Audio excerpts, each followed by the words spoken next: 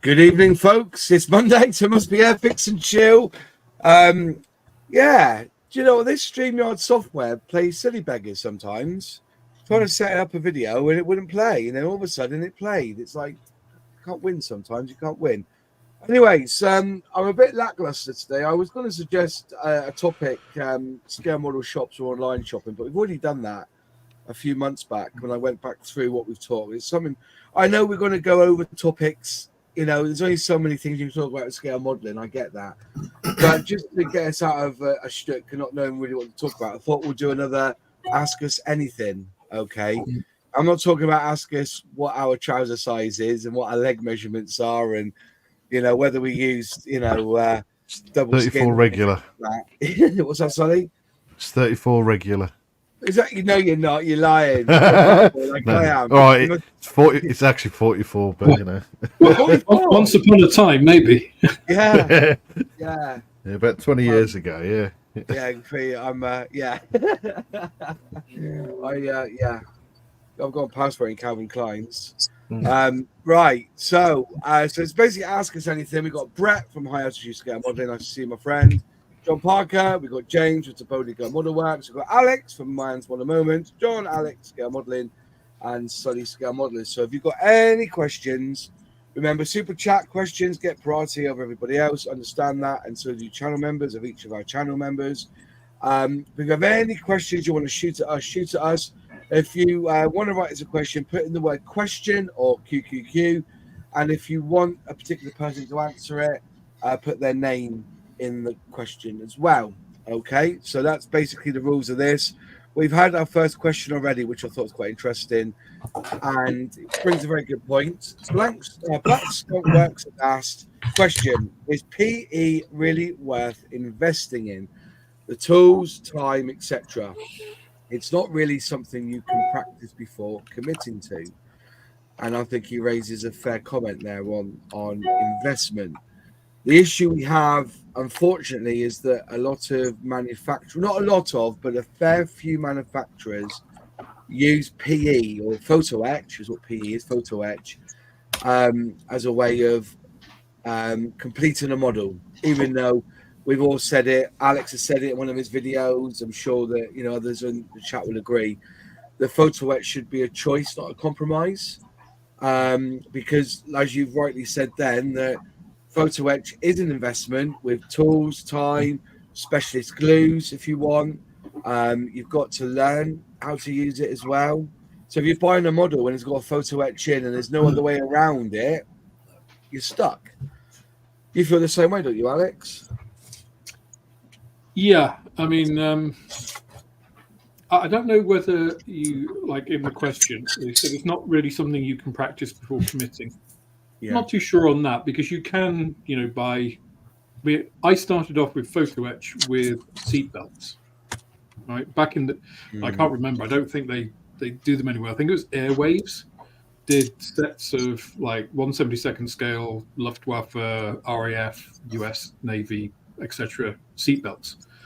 And that's very simple, right? That's probably the entry level of PE. You know, you're just gluing them on your thing, bending them, you know, and they look pretty good. You know, they don't require much. And then you can try going on from there, you know, annealing them, you know, heating them up to make them easier to bend and stuff. And then getting into, you don't really need a lot of tools for photo etch unless you're going in hard. But then it depends what sort of modeler you are. I mean, if you're a ship modeler, SHIP, for those who didn't catch that, then photo etch is going to be much more common if you're doing like a 1/700th scale battleship or stuff. You know, you can't get the scale effect of things like railings in plastic, you know, because it would just be so fragile, it would just blow away with the wind, you know. Yeah. But is that important to you, or do you... So here's a topical subject, actually. So this is the Revell 144 scale sub they've just released. The railings on that are massively overscale, right? There would be like 25 centimeter pipes or something. But I don't actually mind that on that, because these are actually pretty robust. Like, you can't really break them. You can actually pick it up with these railings and they're okay. and it looks like a U-boat. I don't really mind. Now, if I was a dedicated U-boat modeler, that probably wouldn't fly, right? So, Yeah. you take your choice. But also in that respect, though, photo etch is flat. Yeah. Yes. And so it would look a bit odd. And I've seen it. I've seen somebody build the Trumpeter Titanic. Is it Trumpeter Titanic? I think it was. Photo etch. And the railings and the windows look odd because they look flat. And I think that's the choice then, whether, you go for plastic, which can be rounded, or photo etch, which is flat. But I can understand where you're coming from. I don't think I've got that kit, and I've done a review on it. And I don't think it doesn't look that bad once it's built up. I really enjoyed it. Yeah, it's a bloody good build. Yeah, it doesn't take that long either because you haven't got interior to build or anything. Yeah. I slapped it together yesterday in 5 hours or something. Yeah. Humming the theme tune to Das Boot. Yeah. Do you sell a lot of photo etch in your shop, Brett, in America? As 10 years ago, photo etch was everything because there was no 3D printed parts. There was a few resin things, but photo etch was it unless you could scratch build really good stuff. As 3D printing and printed things like Quinta do and Red Fox do, photo etch is losing its appeal. So we did, but it's tapering off, but other things are picking up in its place. Yeah. That's a good shout, that, because you don't need any specialist tools with 3D print, do you? If you've got it there, all you do is just cut it, don't you? And the quick studio stuff you just stick on there like a decal or with some white glue or super glue. Yeah. There's no bending involved. That's a good shout. That's a very, it was the only thing. Yeah, everybody was using it. Well, not everybody. Yeah. People wanted it. I was watching the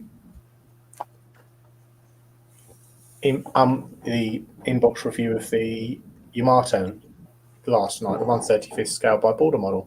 That's got 3D printed parts, and they've got maps for where you cut all the sprues off on the 3D printed parts. It's only got three sheets of photo etch with it. So it's all 3D print now, is it? It's all 3D printed, yeah. Wow. But that's one of the things that I think Brett said. Photo etch used to be the way to get detail because you had injection, and this we're talking like 1990s, I guess, when photo etch really became super big. And I guess it started maybe even before that with AFV armor because you can use brass sheet for scale like effects, like shirts and stuff, and the grills on AFVs, you could get mesh for. And then when photo etch sets for those became a thing, it's like, oh, great, now we've got all the brackets and stuff, and that's great. But then it was applied to absolutely everything. And like you said, Moss, some things just don't look right. Right. Like I've mentioned it before, World War II radars on night fighters, German night fighters, the big Liechtenstein radars and stuff. They weren't flat, and then you got people doing turned brass rods. All of that now is really been pretty much replaced by 3D printing because resin came in kind of again late 90s, sort of mid to late 90s, early 2000s to do things like ejection seats and stuff. People were sculpting and then casting in resin, obviously not 3D printing. But all of that really is so much easier now to design it digitally, 3D print it, and not have all that waste. The huge resin tabs you used to have to saw off and then sand, which is never a great thing. So it's technology moving on, I guess. Yeah. That's some good shouts there, some really good shouts. I was the PE situation. Like the other day, I had that tractor that I am tempted to build from the models, and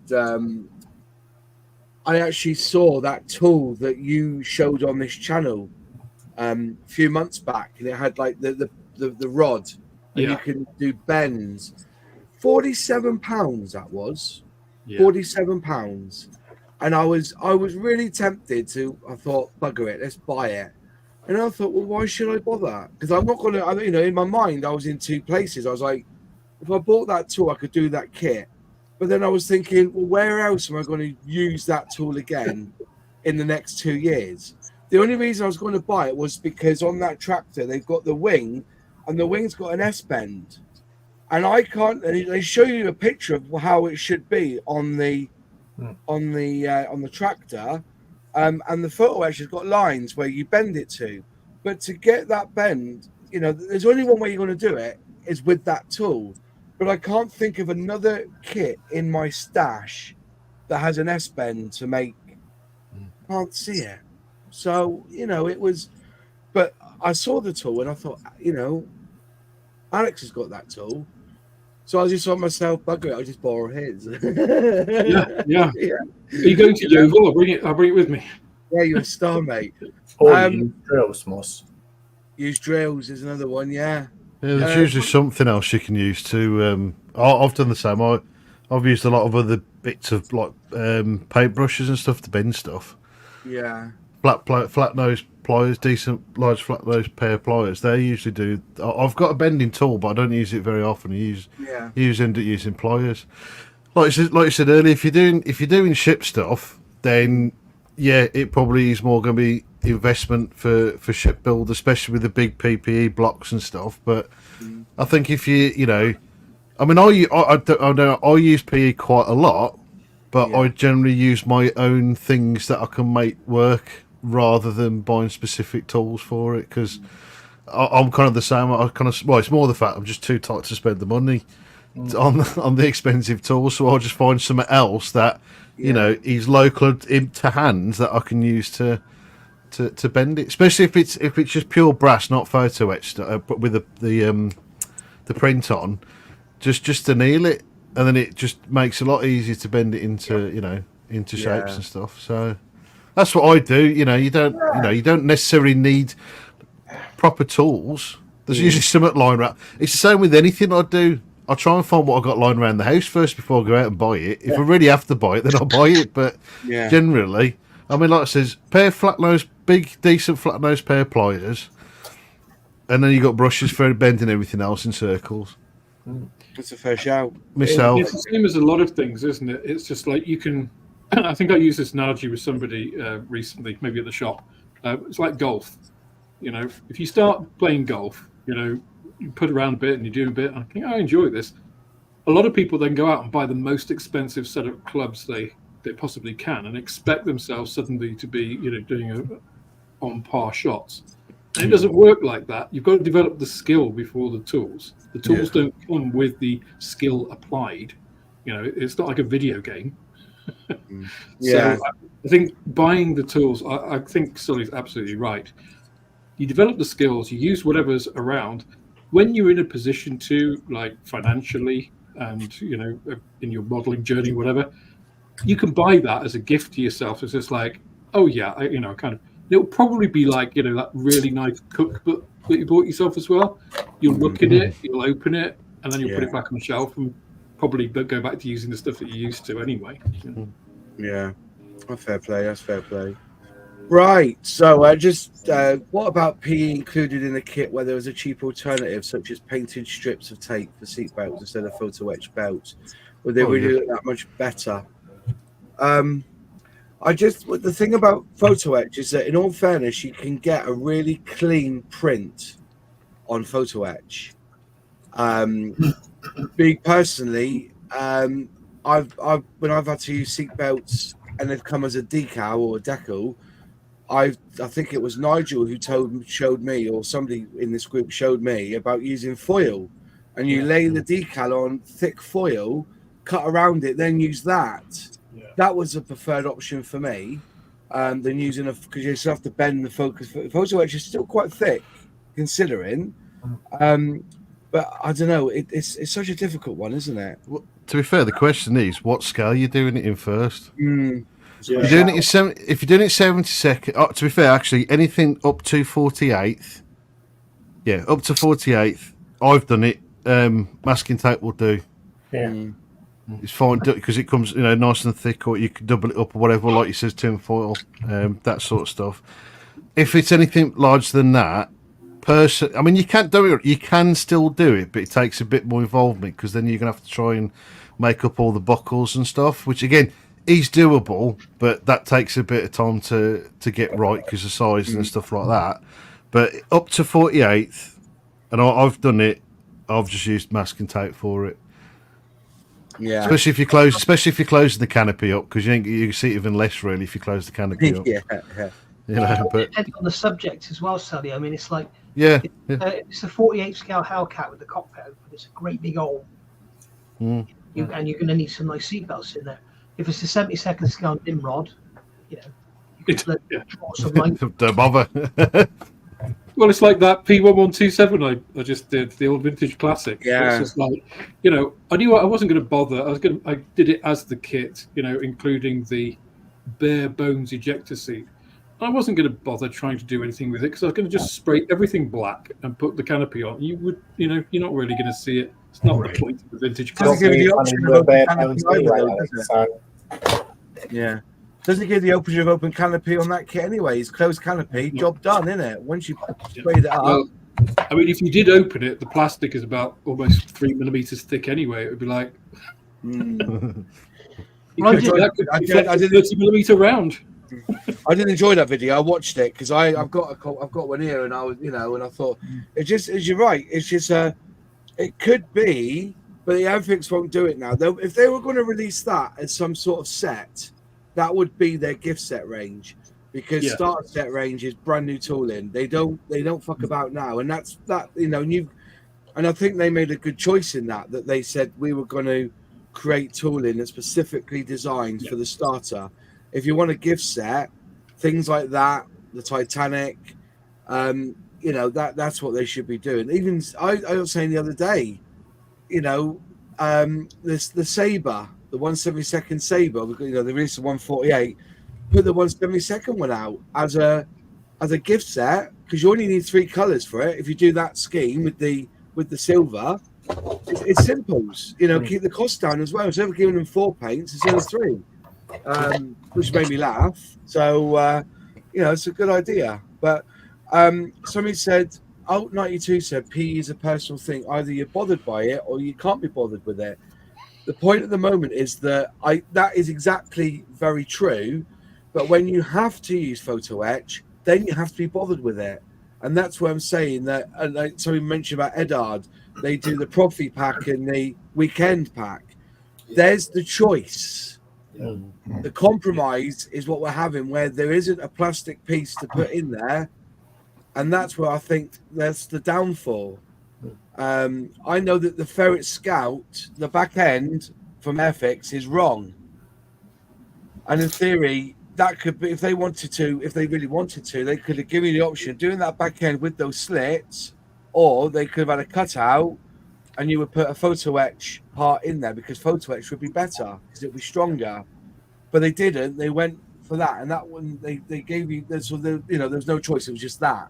But normally, if you see somebody else do it and they say they're going to give you this part PE, but they don't give you those slits, you haven't got the choice anymore. It's the compromise. So, yeah, I get a lot of what people are saying on that part. The reason I came on here, Moss, when I did, is I heard you talking about that photo etch mudguard again. Yeah. Thunder Model's tractor, aren't you? Yeah. Yeah, I'm going to show you how to do that, and you don't need any tools at all. And I think when you're talking about tools, were you talking about this thing? Where is it? Are you talking about this with all the rods? Yes. Yeah. Never ever used it. All you need is sanding sponge and different size rods. Well, you were there when I was at the show. Well, you were there at Gloucester show when the guy had one there for sale for 47 quid. And I said to you then, I said, I'm tempted about buying that tool.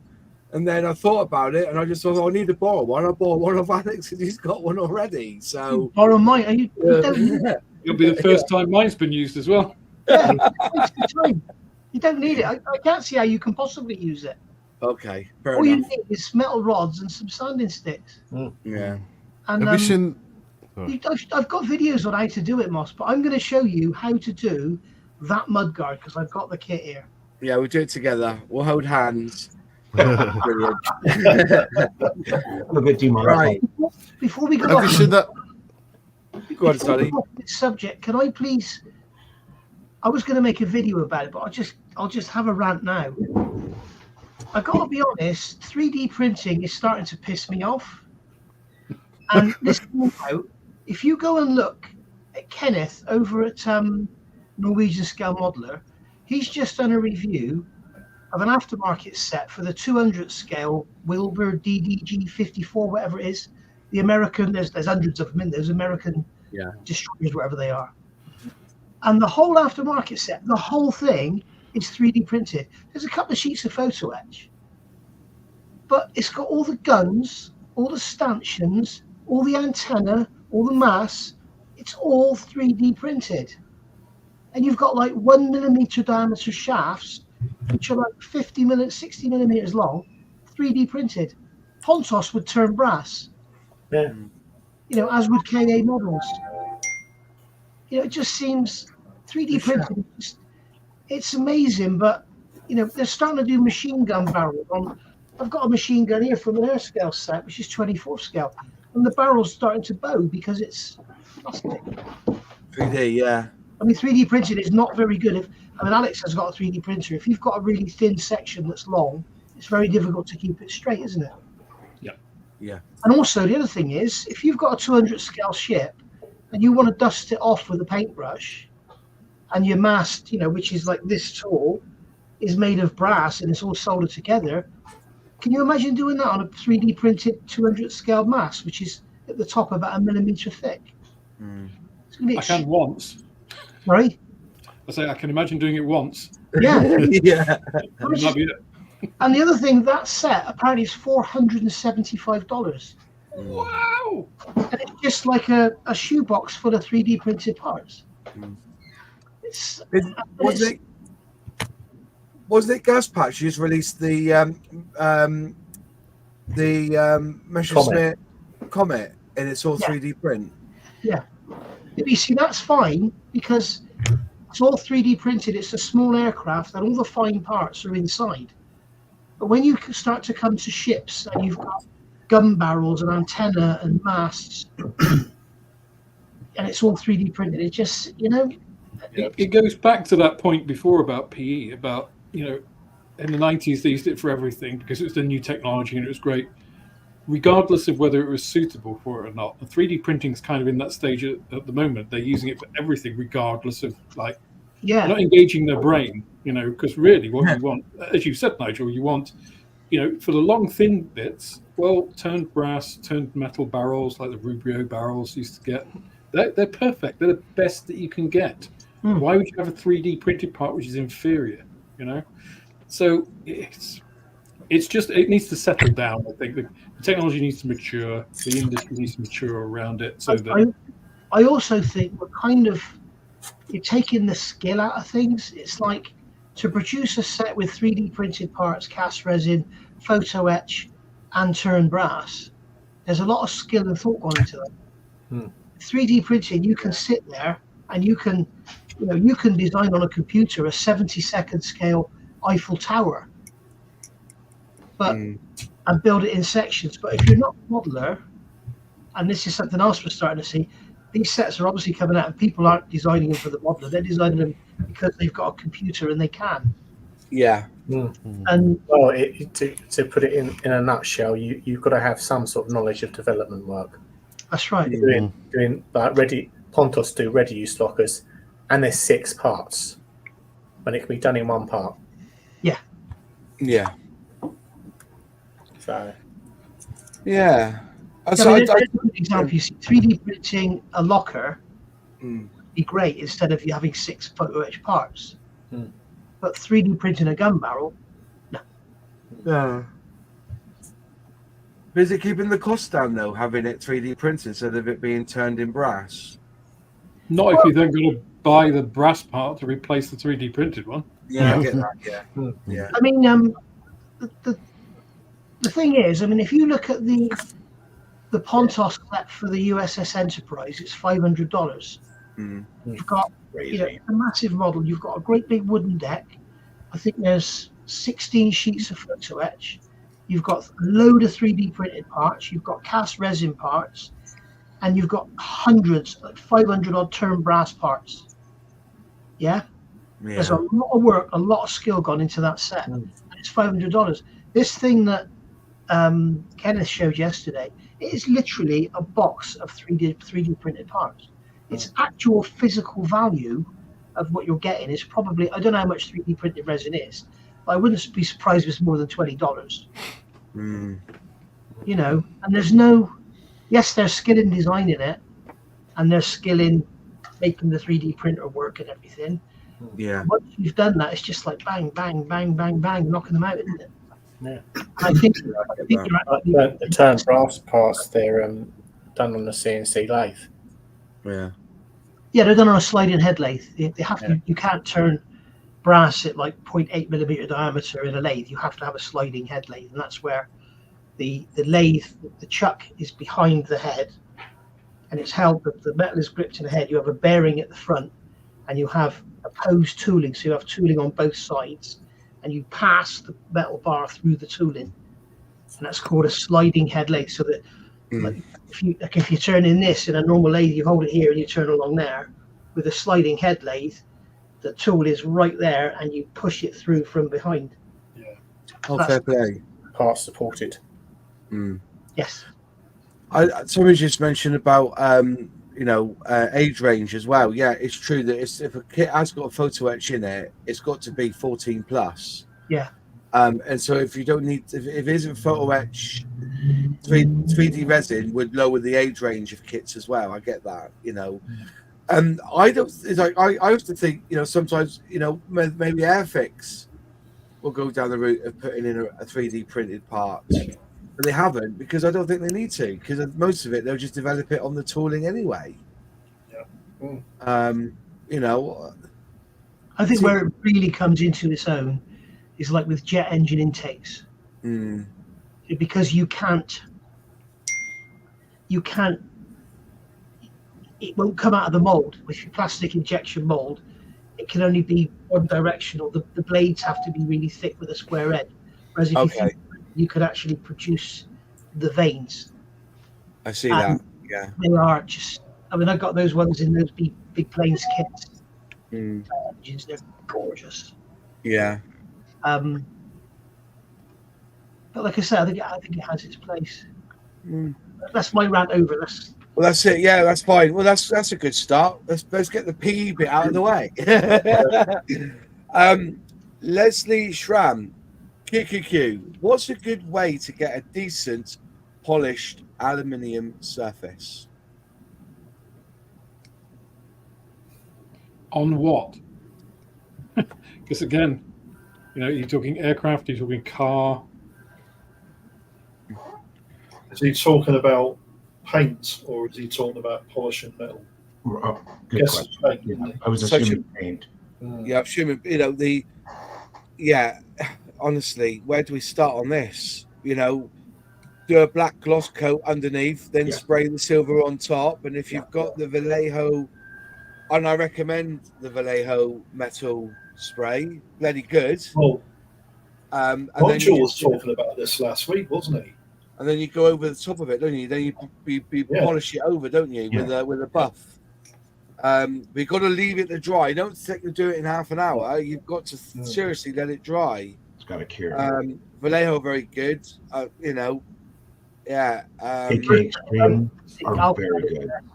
For a 70-second scale kit, I don't think you can go that far wrong by using Tamiya titanium silver if you're brushing it. I can't speak for people who airbrush. Yeah. If using the hairy stick, it's not a bad result. I know that Spencer Pollard swears by, is it TS11? Yeah. There's a silver spray kit. He swears by that and uses that. And Spencer Pollard's a shit on brother. That's polycarbonate spray, though, isn't it? No. Yeah. No, PS is called polycarbonate. PS is polycarbonate. Yeah. Oh, yeah. It's just been banned in Canada, so it may get banned here soon. Yeah. That means it must be good. Nanny state. And also the other one is there's a chap who comes on here quite a lot called Jared. He's done B. I don't know what it is now. But he's done it with foil, hasn't he? North Somerset Modelers. He's done it all in foil. Was that the B17 he did? B17, that's the one. He's done it all in foil, and fucking hell, it looked the boss, mate. Honestly, he's done. Bollocks, doesn't it? Oh, it took him a while. If you go to my video, you'll see it on. If you look for North Somerset Models show, if you pan through it, I do pick it up on the camera. He's done an amazing job with foil. He's in chat now, boss. Pardon? Garrett's in chat now. He's in the chat now, is he? Where is he? In Reynolds foil. Yeah. Reynolds foil, yeah. Where is he to? I got the wrong one. I've got starred. That's why it's all done. Anything I would say, this guy's asking about if he's new to it. I personally think the best way is gloss black and then Alclad. The trouble is Alclad is now A stand, and I don't think it's the same, even though they say it is. I don't think it is. I think it's got a lot less pigment in it.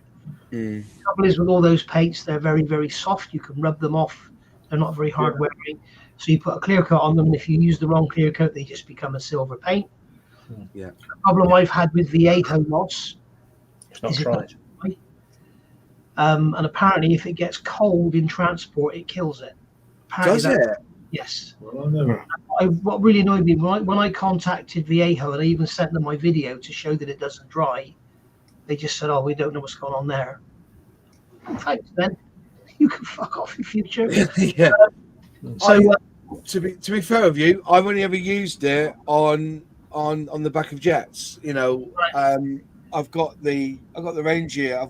They do a beautiful, like a purpley color metal, and it really makes the jet take the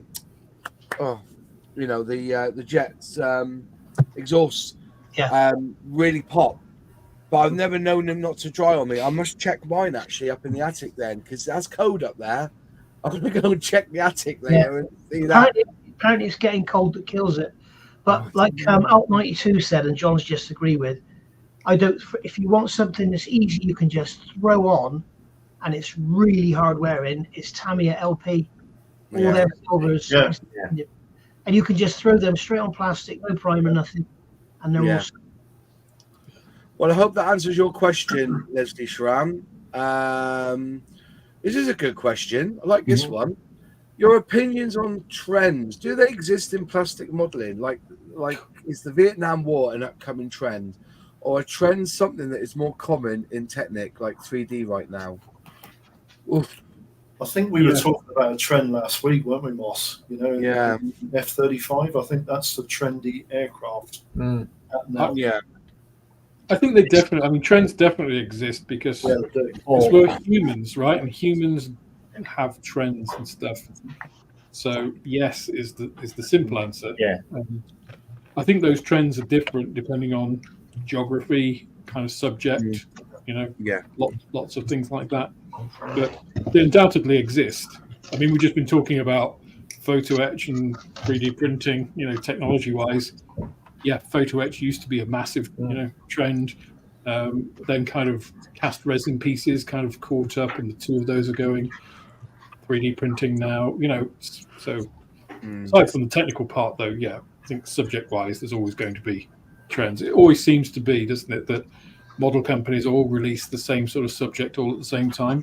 Yeah, I was just about to say this, and it's really weird how it gets sprung on us. Do you remember a couple of years back? Well, about 4 years ago, it was the King Tiger. Every man and his dog produced a 35th scale King Tiger.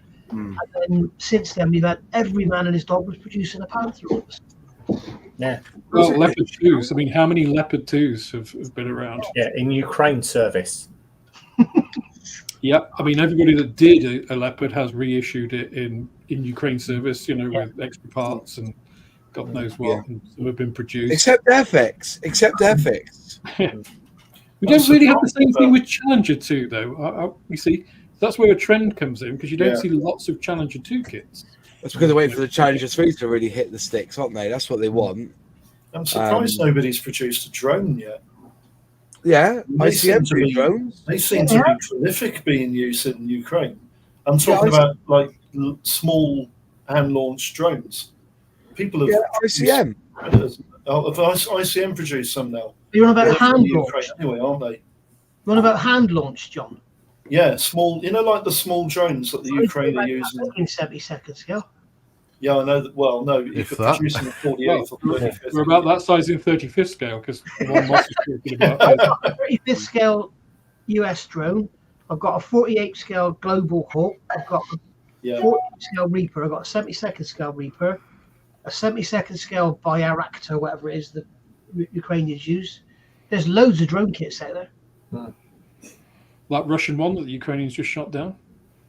Yeah. Or the Russians shot their own one down. You could do with a figurine, couldn't you? Was chucking one out of his hand, couldn't you? This kit here, the kinetic one, which has got about 950 different options in it. Yeah. It's at Dave Coley for $7.99. Wow. That'd be interesting to build that, Nigel. I'd be interested to see that video come out because I'll be tempted to build that one because there's no cockpit to worry about, so no photo etch, no fuck all. Just got a guy on the ground. That's what you bring out. They bring that drone out. They got a guy there with a radio control like that, and they it's a finger. Well, I mean, a nice one to do, Moss. Sorry, Alex. Is the 48 scale Global Hawk. It's got a huge wingspan. That's a big aircraft, actually. Big aircraft. Something in that. I think one of the trends that will be upcoming in the future will be UCAVs. You know, because now we're talking about drones, but there's a lot of stuff. Well, like the one that the Russians have just lost in Ukraine, but like the Loyal Wingman program. You know, as that starts to become mature, and you've got all these drones which have been working for a while now and being tested, especially by the US. But they'll start to come into service, and I reckon we'll get a whole shed load of those. No cockpits in those either. You say UCAS? UCAV, Unarmed Combat Aerial Vehicle. Or rather, sorry, autonomous vehicle. I would like a drone.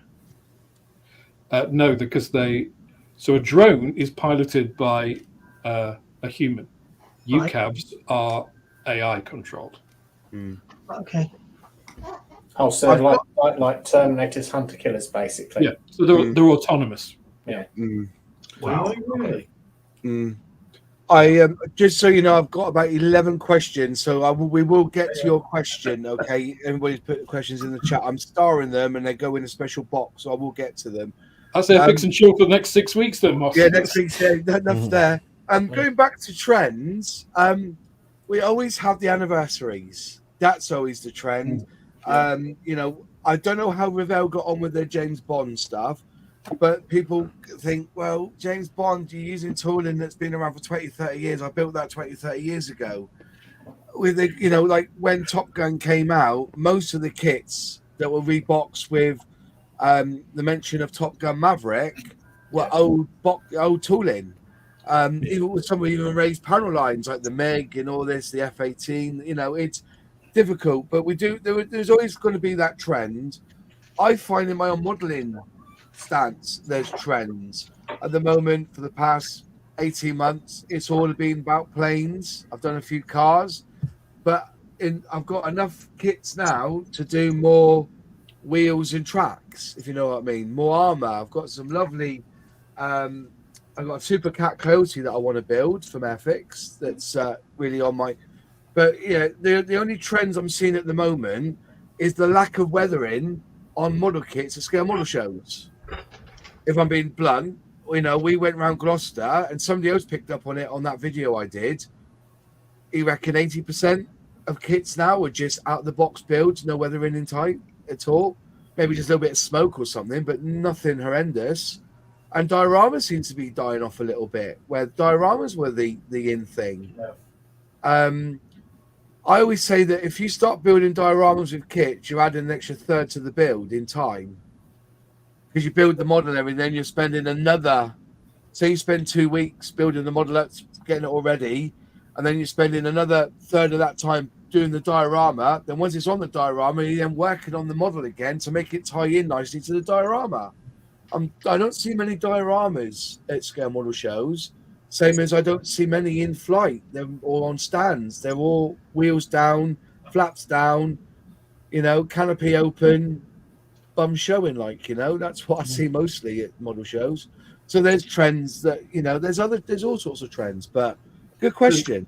It's funny you say that, Musk, because there was a trend, wasn't there, at one time where every single panel that you could open on an aircraft would be open. Yeah. And there'd be some sort of bay or something inside behind it. Yeah. There was kind of, you do get these kind of, I guess it's like any hobby. I mean, I know in the mini painting hobby, you get similar sorts of trends, with people using a lot of blending, and then people go away from that and use, non-metallic metal and, all of those kinds of things. So, yeah. I'll tell you, weathering will come back. All the control surfaces on all the aircraft, but now they don't. Yeah. Nobody Just one thing I want everybody, that Telford is a month away, ladies and gentlemen. Telford's a month away. I think after last year's result of the ultimate model build, that Thunderbird, was it? The 3D printed space vehicle? It was the space vehicle from 40K, wasn't it? Something like that. Was it? It was 3D printed, wasn't it? It's one of the black Citadel spaceship, wasn't it? From Space Marines 40K. Well, I reckon that next year, that's because people will see what won. I reckon they'll all aim for something like that. 3D printed model or something. Yeah. Highly weathered space sort of thing. That'll be a trend next year. Just to see how many more space or 3D printed what ifs or fantasy vehicles get put into the scale model competition. Do you think that won because it was so far out the box? I don't know. Nigel, what did you say, Nigel? I really hope we don't go down that road. Yeah, me too. You'll take some people who will sit there for hours and hours and hours with a really poor cast white metal figure, and they'll build it and paint it and stick it on a base and all that. And then somebody else will go dibba on a keyboard, bang, 3D printed figure, paint it, there you are. Yeah. And it's not modelling. Totally agree. It's not modelling. It's not plastic. And the other thing, and I'm just showing me age now. Years ago, you'd go and see like an Airfix 124 scale Harrier, and the cockpit was like to die for, and the engine and the undercarriage, and everything was awesome. Like Alex just said, all the panels were open, the top of the Pegasus engine was exposed. That was all scratch built. It was a huge amount of skill and hours. But these days, we go online, we buy 3D printed undercarriage base, 3D printed undercarriage legs, 3D printed engine, 3D printed cockpit, chuck a bit of paint on it. Yeah, I mean, it takes some skill to paint, but every man and his dog's got the same thing, and just kind of be skill in it. I don't think that's true, Nigel. I think you and I are diametrically opposed on this one, because I think saying you just bish bash bosh and it's done. So some competitions, the way they run, not in modelling so much, but everybody gets exactly the same. Yeah. So if you gave absolutely everybody the same, like same detail sets and everything, just said, go and build this, you would still get a massive range. So the skill is demonstrated in how you're putting that model together. I'm not saying there's no skill in building a model. I'm doing it now with 3D printed parts. What I'm saying is, this 124 Stuka I'm doing with the AirScale 3D printed parts, to produce the same detail as those 3D printed parts are giving me in Scratch takes a lot more skill than cutting some 3D printed parts off a base and gluing them in. It requires different skills. It's different skills. It's a bit like building your own house and buying it, isn't it? I don't think so. I think that's the difference between doing a model and buying a Corgi kit or Corgi model. We'll just agree to disagree. I take both your points in kind. I really do. I think you're both right. That's the problem I've got in this. The only skill in the game in this is I think you're both right. I think there's a real skill to scratch building something from plastic and rod and everything.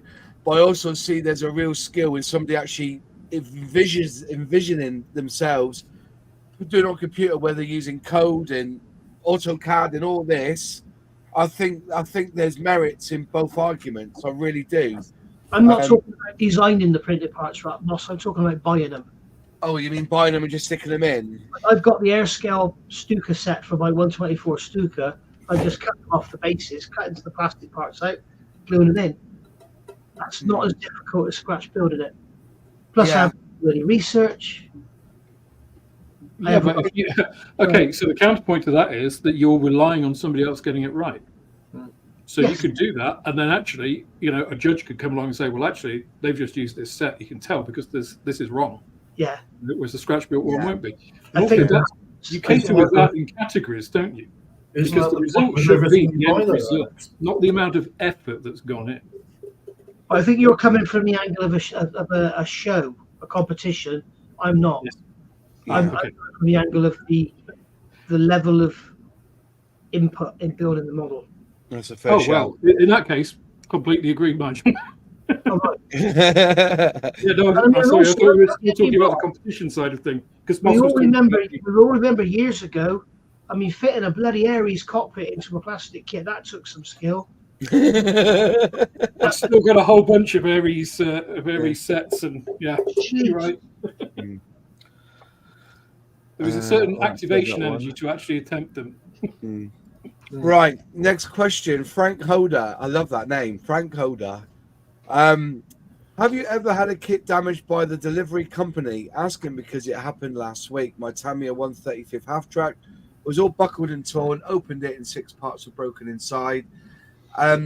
Yes. I've had it broken, and I know that it's been broken from India. I know it's been broken in Japan. I know it's been every, never DPD, but then they give you your blood group and type of the driver, so you can go back and give them a clip around the ear for breaking your kit. You know what I mean? At the end of the day, you go back to supplier and say, this has come damaged. Where's my money? Can you send out a replacement? That's what I would do on that one. There are some who I'm pretty sure one was sent to me and it was dropped off the back of a Chinook. Like, you know what I mean? It's like come absolutely so battered inside. It's unbelievable. So I always go back to where you got the kit from and say this has arrived damaged, whether it's from the factory or by the courier, and they should help you out. All right. So that's a good one. Also, guys, look on the box before you open it and before you sign for it, because some manufacturers now, I've just had a kit from someone abroad, might have been Ukrainian, and it actually says, inspect this package, do not open if damaged, return to the driver. Yeah. Once you accept it, you've had it. I was just about to make that point as well, because I used to be a courier, and you can not accept anything that is delivered to you. If it's damaged, just hand it back to the driver and refuse delivery. Yeah. Because it's the responsibility of the source, as Moss said. It's the responsibility of the person who sold you the item. They have to replace or refund. And also on that note, I had a parcel delivered this morning from Hannants by Parcel Force, and he's warned me. He said anything you buy large now from Amazon will be delivered by Parcel Force, and they're under strict instructions. If there's no one there, leave it on the doorstep. My God. Well, to be fair on that, when I've had Amazon do that for me, because, you said from Hannants, they're using Parcel Force now, are they? So Amazon are going to use Parcel Force for large items. Okay. So if you buy a big model kit, I'm guessing something like that 72nd scale E3B. Yeah. Which was delivered by Amazon. They didn't knock on the door. It's normally a girl I get. They didn't knock on the door. They didn't ring the doorbell. Amazon didn't wrap it up. So I had a 72nd scale E3B, lovely yellow Heller box, the name tag on the front of it, stuck directly to the box, and it was leaning against my front door. I was going to say, with Amazon have their own drivers, so I wouldn't know why they go down the Royal Mail route or the Parcel. I've had Royal Mail deliver Amazon stuff lately. Yeah, same here. All I'm saying is that normally that's not Amazon Prime though. I've had stuff Royal Mail. But I've had them with Amazon Prime. Yeah, so have I. Yeah. Occasionally here, the United States Postal Service will deliver Amazon. No, fair enough. Fair enough. Every other contract with Amazon as well to deliver stuff that they can't deliver because they haven't got capacity. All I'm saying is that when I had that microphone left, I was out for the day. And with Amazon, I've got a key code on my door, so they can click on the door. It says on their computer, DPD use it. They all use it, apart from Royal Mail and Parcel Force. They don't fucking use it, but everybody else does because they know the code. They all got it on Amazon delivery. Says that when I'm not in, use this code, leave it inside the front porch. And the guy on the day didn't, and it was an £80 microphone. And I said to Amazon, it's been taken from he's left it on the front door. He hasn't come into my house because he didn't even use the Ring doorbell because I've got a Ring doorbell. Yeah. And they sent me out a replacement next day. It was 80 quid's worth of microphone. Yeah. And I thought it was bloody brilliant. That's right. Some guy's got an 80 quid microphone, but at least they replaced it. And now I think they do tell them, make sure you use that code. Don't leave it. So, yeah, the opposite side of that, Royal Mail. So I always use Tract with the shop. Tract 24, innit? Yeah. You do as well, Moss. But because I had the Shannon sent out, and one guy got in touch, haven't received my stuff. I'm just like, okay, let me check the tracking. Went on to Royal Mail tracking. There's a picture of it. It's been delivered, and I said, just check your safe space and stuff. And he'd been away for a bit. Do you know where they'd put it? In the bin. In the bin. In the bin. Yeah. And he'd been away for like a few days, so of course it just got thrown away. It's just like, God. Yeah, my safe place is not my bin. Thank you. Yeah.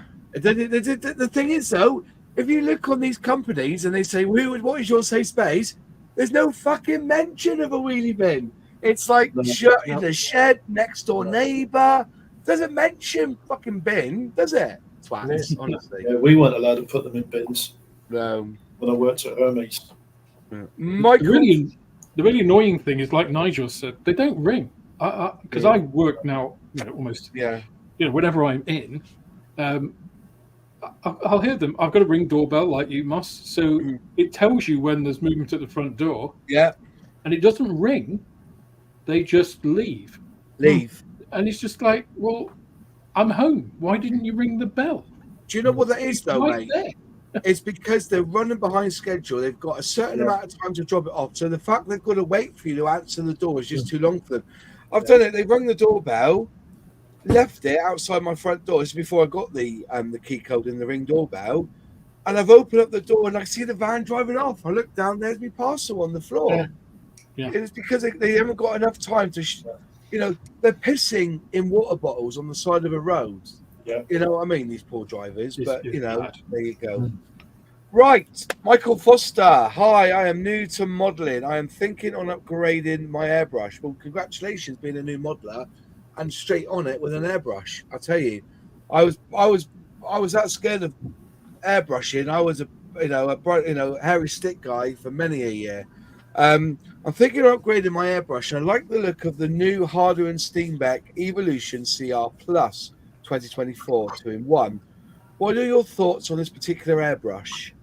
I've not bought one. One of my biggest regrets ever was selling my Evolution to buy my Infinity. I should have sold the other brushes I had, but the guy offered me a good price on the Evolution that I was able to then afford the Harder & Steenbeck Infinity. But I rate Harder & Steenbeck. They're easy to get parts for. PTFE seals. The new Evolution, it's got a few little add-ons. I think the nozzle's shorter at the front, isn't it? But I have no doubt that anything from Harder & Steenbeck is crap. It is normally good stuff. Anyone else agree with me? And now to counter that point, my experience with Harder & Steenbeck has been the exact opposite. So I was really excited about mine. I didn't get on with it at all. So the proviso I would say is, what are you using at the moment, Michael? Yeah. If you're already using a Harder & Steenbeck, you'll probably be happy with the Evolution. Yeah. If you're more used to a different type of airbrush, because Harder & Steenbeck, the technology they use in the nozzle is different to a lot of the way a lot of brushes are. If you're used to that, like the Badger 150, for instance, and those kind of the cheaper airbrushes, If you're used to that kind of style, you may not get on with Harder and Steenbeck because the feel of them is very different.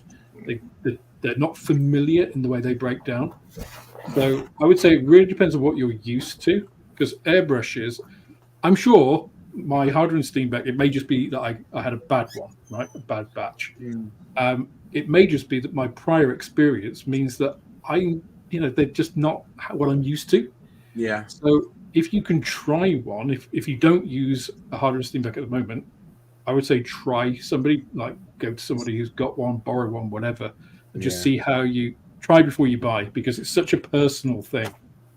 Most airbrushes today, especially from a reputable company, will be good, right? It's just, what is your preference? Good question. That good answers. As I said, I'm Harder and Steenbeck. I love my Infinity. It blows beautifully. So I don't know. It's it's one of them. It's one of them. If I know Nigel's an Iwata man. I am too. Yep. Yeah, you're an Iwata man, aren't you? Yeah. James, what are you? Fengda. You're Fengda. That's fair enough. Brett as well. Krios. Yeah. What about you? What about you, Brett? Are you a Harder and Steenbeck kind of guy, Iwata, or? I use Harder and Steenbeck and Iwata and Badger. Use Badger tried as the well. new Evolution, and it's balanced great. It's got a new nozzle setup. I'm going to get one. It's expensive. Yeah. But it feels so much better than the old Harder and Steenbecks. It's like they redesigned the whole thing. Well, that new one that's kind of the new Infinity is 300 quid nearly. Yeah, the Evolution CR Plus is $250. Yeah. But it felt great in the hand. It worked great, and the nozzle was better. Yeah, I think I paid about $300 for my Infinity CR Plus, and it was the 2-in-1 as well. That was last year. Yeah. I hardly ever use it. Yeah. But it's a personal thing, so get what you're used to. Get what you feel. Exactly. Yeah. I'd probably use it more if I used it more, if that makes sense. You know what I mean? If I spent the time to really kind of get used to it, I probably would use it more. I'm so comfortable with my Iwatas that, anyways. I think also, just as an addendum, it also depends on what you're spraying. So if you're just spraying one type of thing, like if you're just spraying lacquers, that's all good. If you want to do different things, then maybe just don't buy a high-end brush, because most people don't need a really high-end brush. This is going back to the golf clubs, right? Yeah. Unless you're doing like airbrushing faces on 35th scale figures, or doing scribble camouflage on 1/72nd, you can get away with a 0.3 on most brushes, or 0.2 if you really want to go down. But if you're spraying lots of different things like varnish and acrylics and lacquer-based paints and enamels, you're better off getting brushes for each of those and not trying to swap between them. You'll have less problems. So it really depends what you're trying to do. Somebody just mentioned Gallery, so I'm going to ask them, how are you getting on with it? Because I've got their Gallery Premium Mobius, I've got their Ace, okay? Can't fucking stand them, honestly. And they feel they feel the same to me. I think they chuck out too much air. They could do with I'm going to try and get a valve here just to calm the air down, because I think it's firing out too much air. When I'm using either my Evolution or my Fender, there's like half the air's coming out of it. It seems to be a lot more smoother with this. They feel clunky, and I don't know why. I've adjusted all the insides. I've had to play with them. I don't get on with Gallery at all. But the Fender one, love it. It's the 183K is a lovely brush, and it's a third of the price. And it's a third of the price. And I just can't get on with this Mobius. I've tried. I've even blessed it in holy water, just trying to get it to spray nice. And I feel it fires it out too quick. It's 0.3 in it, 0.3. When I know I'm used to 2.5 with the Infinity. Or was it 2? But that just shows you, Moth, how personal it is, because I really like the glary Mobius, and yet I can't get the steam back. I don't like that into it either. I hate this cover on the front of it. I think it dog shit. And I actually unscrew it and sprayed without it, and I felt it got a little bit better. A lot of tip dry with this one. That could be me and my paints, but I don't get half the tip dry I do with the Infinity. I don't know. I think the Fender was a better buy than any of the. All right, they gave me this one, but I will say their Swallowtail, the one-handed jobby. I like that. That's all right, but yeah, I'm the opposite. I hate that one. Do you hate it? Do you? Can't stand it. Can't stand it. It's just no. I mean, I've been using galleries for pretty much the majority of this year, and I love them. I thought this was really a nice action, and the only thing is, and also, like I said, I think the only one thing I've ever said about airbrushing is that why don't they have it at an angle? Here we go. Yeah, I'm not going to say it again. But yeah, gravity-fed angle. I've only ever used it twice, and I will use the reason I like using that was if I'm doing a vehicle like a car. Yeah. I feel like a proper air go and shh with it. That's it. So I've only used it twice, but I thought it was all right. But as I said, I don't get on with the gallery at all. I think they're a little bit overpriced for what they are. And I said, when you got the Ace and you got this Mobius, and to me, they spray exactly the same. They spray exactly the same. And I just feel that that clickiness and it just. Who's the company that got in touch with us and with free airbrushes and compressors? Was that Gallery? No, that was Fenga or Airgoo. Airgoo. I told him I don't want the cheap airbrush. I want the nice one. And yeah. They send you that one. Where is it to? It's here somewhere. I don't want the cheap one. I don't. No. They sent me their sort of pro one. I actually just struggled to dismantle it. Right. I actually scoffed because it's actually black plated. Yeah. And I scuffed off the paint. Yeah, that one. I scuffed the paint off because that's his pair of pliers to get it off. One. And the reason I bought it was it's very similar in size and dimensions to the Infinity by Harder and Steenbeck. The other thing I think with these cheap airbrushes, it's like Alex has just said, he loves his, and you were saying you don't like yours. I guarantee you, with the price they're selling these things at, I'll bet you haven't got the same. You've probably got the same airbrush, but I bet if you swapped over, you'd see a difference. Their quality control can't be as good as, at the price they're chucking them out at. The repeatability of their manufacturing process is probably not there.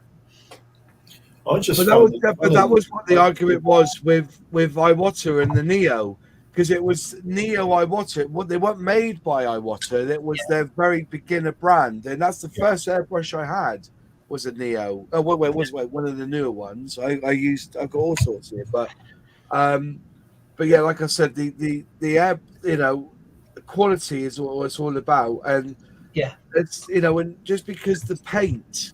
It's like they're saying on the gallery one that the inside so finely polished, the cup cleans really well. I've never had a cup that hasn't cleaned very well. They've always cleaned up. You're using the right equipment, a little bit of brush magic or some IPA. Any brush can be cleaned up. Just because it's polished on the inside doesn't make it any easier to clean a brush up. It's probably chrome-plated brass anyway, and if you use acrylic, you're going to wear the chrome's going to go anyway. And that's what I mean. That's what it looks like inside. It's all mirrored, but honestly, I will say with those ones, I've actually left accidentally, and I do it fairly regular. Left paint in there, and literally I've put a little bit of Mr. Labyrinth in it, and it's worked perfectly straight away. Some of the other ones I've had to completely clean them out. Yeah. It may be just the amount of Labyrinth thinner I'm putting in, maybe, but every time I've used it, and cleaning up is a lot easier on them. I've found on with those ones. But that said, I will say I've not had any of the big name ones anyway. Once you get one, mate, you know back. That's my old Iwata. You can see inside there. It's all brass. Yeah. It's all the chrome's gone. That's 12 years old now. 11, 12 years old. Fair enough. Right. Next question. What have we got then? That's a good one. This one for you then, Sully. Question. What are the panel's thoughts on kit lighting, LEDs, etc.? You love it, don't you, Sully? Oh, I do, but it's a pain in the bloody arse, I tell you. When it breaks your if you can get, they are expensive. You can get pre-done lighting kits like a full wire loom and stuff like that. They're really good, but they are stupid expensive. It depends on how many lights you're going to put in to a model. The problem is, and I generally struggle with this mainly because I think part of this is to do with dyslexia and maths and shit. But you need to, if you do a lot of them, you run off one battery. You need to put resistors in, and that's one bit I've struggled with because it's not something that I can't work out very easily. There are calculators which I've got to admit, one or two I've used recently. If somebody's put me into it, has helped as quite a bit actually. But yeah, so because like the lamp I'm doing at the moment, it's got red and white lights, and I need the right resistors for both of them to run off one I'm actually doing off two separate batteries because it was just easier. Plus the fact the block of wood it's in's got two holes, so I thought, well, it's just easy to fill the two holes with two switches. But you can put them onto one, but you've got to work everything out. But that said, don't get me wrong, it is easy to do. If you I don't know, if you're just doing if you're doing a car and you just use white lights, because a lot of what I've started doing is I've started tinting the lights, using a white and then using some Tamiya clear to tint it. You can actually just use all the same on a 3-volt watts battery without having to put anything into them. They won't last. They'll probably last the best part of a day, and you'll have to change the batteries. But it depends on if you want it for me, for going to a show, they'll last the show, and that's all I need out of them. Nice. It means to keep buying batteries. Jared, yes, Harlan Steenbeck. I haven't Harlan Steenbeck yet. They've released they've just upgraded their what's it called again? Their entry level brush. I can't know what it's called now. But they've upgraded each of it. Every year they've upgraded so you've got like a brand new thing. And there's one bloke they got involved with who's a wall figure painter, and he's done quite a bit with Squidmore, yeah. So it's not the Evolution, is it? Is it? Yeah. I forgot. No. Okay, what it's called now. You got the Harlan Steenbeck Infinity, then the Evolution, and the one before that. I can't remember what it's called now. Somebody will mention it in the comments. I'm pretty sure. So, Pardon? I know Fenris, new Fenris Railroad's got one of those airbrushes by Squigmar. Yeah. I'm just saying, some people like the gallery stuff, but as yet, I've not seen a review by somebody that hasn't been given one to review. Do you understand what I'm saying? Yeah. Yeah. Just I haven't reviewed mine. I've done. They sent me them, and I couldn't get. I couldn't get mine to work proper, and I said there may be a problem with mine. They said we'll find out ways. We'll send you some bits out because they said that they would look after, but it was I didn't do a review on it because I didn't want to do anything too bad. I wanted to use it a bit more before I did a proper review on it, but I wasn't getting on with it when I did. But yeah, it's Ultra, the H&S Ultra is the airbrush. Yeah, Ultra, so yeah. You're talking about LEDs. Yeah. Who was? Somebody just put a comment up after. That was all. I was just making sure. I responded to him. That was all. I've spoken to Jen at Small Scale Lights before, Sully, who can probably help you with resistors, etc. Save you working them out. Okay, cool. Does that help you? Yeah, probably. Hopefully, so any help's better than no help. To be fair. Yeah. I haven't done LEDs in any of my builds. It is good fun, but it can depend. The one I've done at the moment, it has been frustrating, but generally they were all right. It's just hiding everything. It's the the one thing you really want to. I have never again.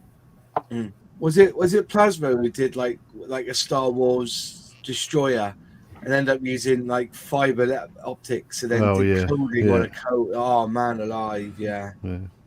Crumbs. Yeah, that's if you want all the fancy flashy lights and stuff. Yeah, I get that. Yeah, cause, no, it was did he do it the Millennium Falcon or did he do both? No, he did the destroyer, didn't he, with all the lights at the front? I thought he did the Millennium Falcon because it might be somebody else because they did the I don't know what the fuck it's called, the exhaust jet thingy bob. Yeah, that bit. Yeah, fair enough. Harry, have you got a big bear cat yet? Yes, Nigel sent me one, and I'm going to build it this year. Nice. Could the lack of dioramas be new people getting into the hobby? Ooh.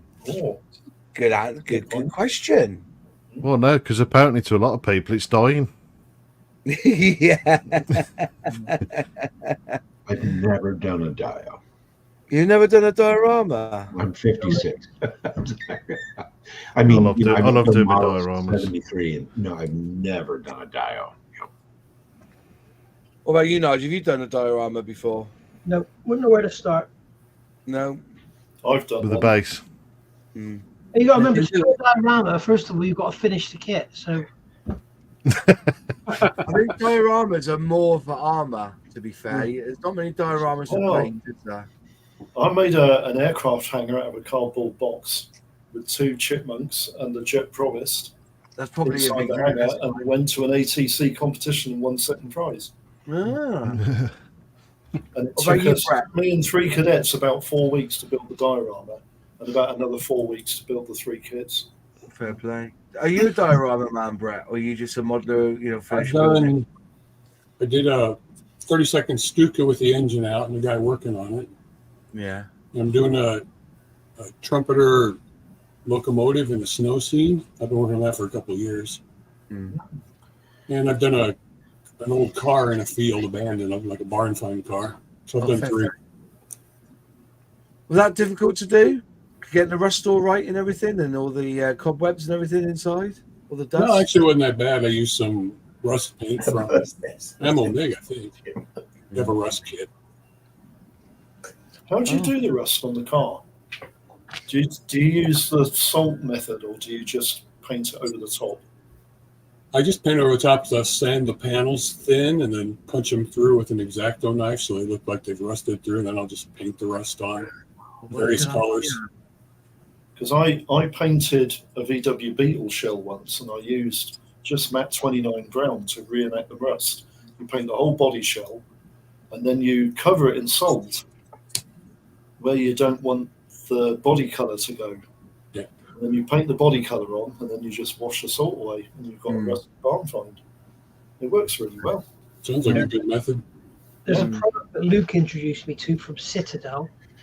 I can't think what it's called now, but it's. I wish he was here. He could tell us. It's like a brown. I took it out of the jar, out of the pot, and put it in a cameo jar. Citadel pots are awful, but it's basically somewhat corrosion, and it's like a gritty brown paint, and it's typhus corrosion.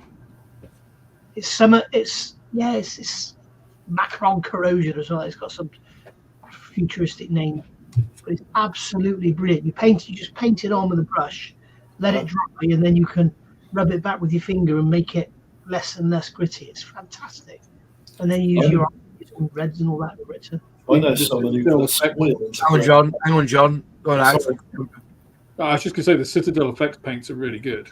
That's probably the best thing that Citadel do, because they do a number of them, because they do ones for like copper verdigris as well. They're really a nice consistency, because obviously they're designed for minis, so they're designed to flow into the cracks and stuff. And then, like you say, you can wipe off like the effects if there's too much and stuff.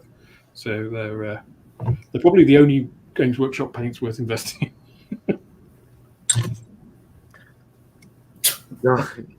Celtics just come back with a beauty. I love that man. That is brilliant. My latest diorama is a bird's nest with a chipmunk in it. Sonny, why don't you get an old hamster cage and do a chipmunk in it? It's doable. Lobster. Well, I do need to do another build like that. Yeah.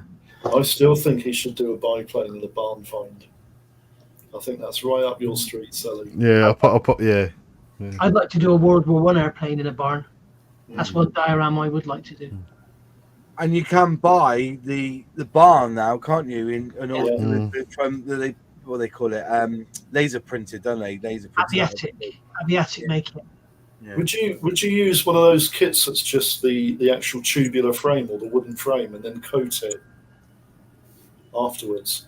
I'd want to use the. I've spoken to the guy at Aviatic because he's literally about 5 miles up the road from me, and it looks like we might be having a bit of a deal or something. We'll see. It's about £185 that barn. Is it? For like 3 or 4 slabs of wood, yeah. It's a bit expensive, really. Pache and Badger, are they still innovating at all for airbrushing? I think they are. Badger just rebrand airbrushes anyway, don't they? One of my old compressors was a Badger, but it didn't have a Badger badge on it. It had a different badge on it. We had no badge, but it was 50 quid cheaper than the Badger ones. See that? Badger makes their own airbrushes. Badger do.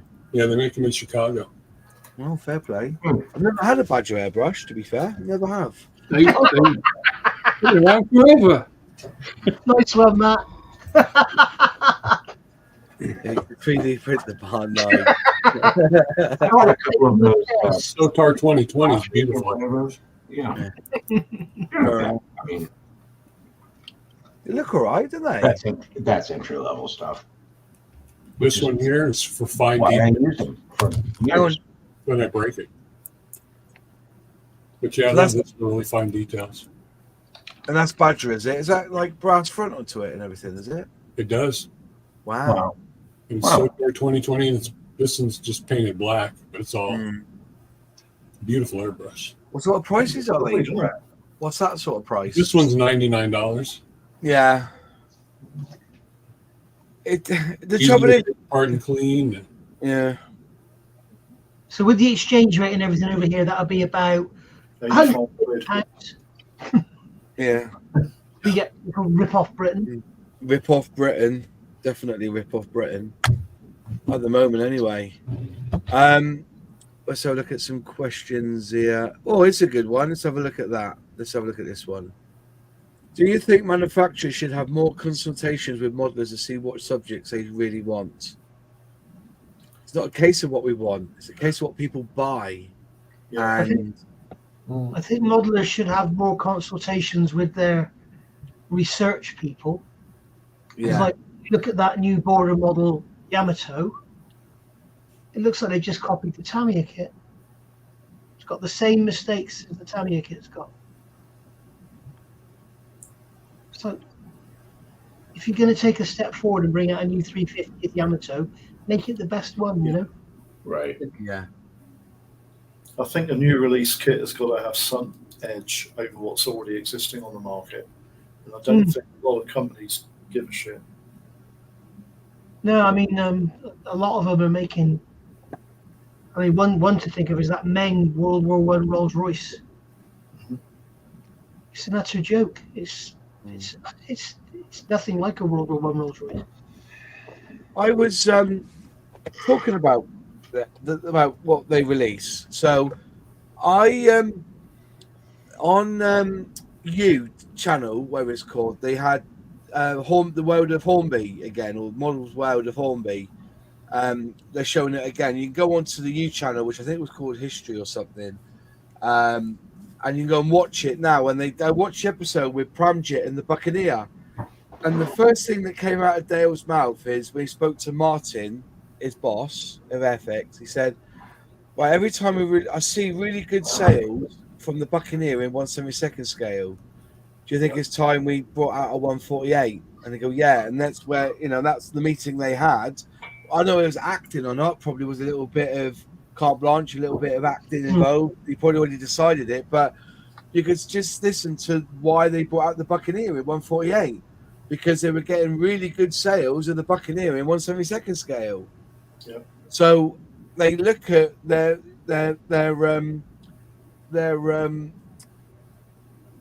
sales figures on what's going well, which is my argument about why hasn't anybody done a fucking Concorde? But all the tooling for Concorde is 1970s. Yeah. And Dale said once to me openly, he goes, they don't sell much. No, it wasn't Dale, it was Luke, I think. It was either Luke or Dale. And they said, well, when we released it before, it didn't sell. And I said, that's because every Tom, Dick, and Harry who's wanted to build a Concorde wouldn't build the Revell one because it's shit. The better one is the Airfix one. So why would they build it again now? Because they've already built it and they know that it's not the most accurate. It's pleasing to put together, and you can build it. You can put it together in a couple of days and paint it. It's only one color, white. You know, decals are a bit stumped, but when you're doing a 1/4 scale Concorde, not the 1/72, that's hella. But no one has done a decent Concorde for 50 years. No. And I think that's one, if they get it spot. Look how well the Lego version of Concorde went for. And that was 200 odd quid. That new company, is it AMP? They're doing some really nice airliners. They might do it. Yeah. They've done the Trident, they've done the BAC 111. They obviously like their British stuff. Yeah, I want to get that BAC 111. Sorry? They might do a VC10. I think they've done one. Is it called Mark 1 models or something? Mac 1 models or something? Not Mac 1, no. Not Mac 1, don't say that. I know, but it's something like that that's brought out a BAC 111. There's another company called AMP. Okay. Mac 1 don't build models, they build Chinese puzzles. Yeah. What they do, when you finish your kit, you get all the sprues that are left over, you put them in a saucepan, heat it up to about 180 degrees, let it all melt, and then pour it out onto the back of an old paving slab, let it dry, and there's your Mac 1 kit. Yeah. Yeah, apparently they use Play-Doh for the original modes, don't they? I think they do, yeah. Absolutely. Well, they reverse engineer Lindbergh. My God, they're crap. If you want to do a 727 in 72nd scale, wait. Because the only one that does it at the moment is Mac 2, and it's awful. But there's a new one coming. Sorry, the BAC 111-500 is being built by a company called Mark 1 Models. That's it. Mark 1 models. But there's also a company called AMP, and they're doing some nice stuff as well. AMP, you reckon, yeah? Yeah. I'm just looking down through now. Who's the company that does the Britannia, apart from Frog, because that was terrible? There's a modern company that's released a Britannia, isn't there? And it's half decent. That might be AMP or Mark 1. Okay.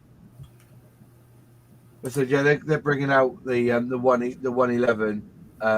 It should be due out soon. I might have to get hold of Dave Collins because he does Mark 1 models. See if he's got one there. They haven't been released. I can't. Oh fuck! How much? Fucking hell! Yeah, they're not cheap. The price of them. Yeah. Yeah, but have you seen them, Moss? Well, the Mark 1 models. Yeah. But if you brush them, I think you'd lose the surface detail. They're that fine. £37. Yeah. Christ. Pint of beer's a £5 now. What do you expect? I know that. But if Airfix brought out, gorgeous, that's the trouble. if Airfix brought out the 747 as a vintage classic, it would be over 45 quid. Who was that? If Airfix ever brought out their 747 as a vintage classic, it would be over 45 quid. No. Yeah, it would. They won't. No vintage classic is that expensive. Mind you, I will say, No, the Bentley was more than that. That was a vintage classic. Yeah, but that's a big tool, mind. Yeah, and that's huge.